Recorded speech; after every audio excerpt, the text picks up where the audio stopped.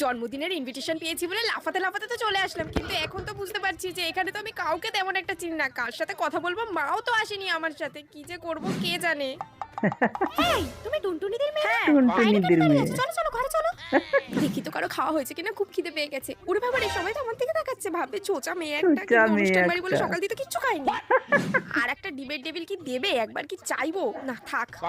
কে রে, তুই কিছু খাচ্ছিস না কেন? খুঁটে খুঁটে খাচ্ছিস? আরে খাচ্ছিস, যত ইচ্ছা খা। লজ্জা পাচ্ছিস কেন? নে নে, খা না, খা খা।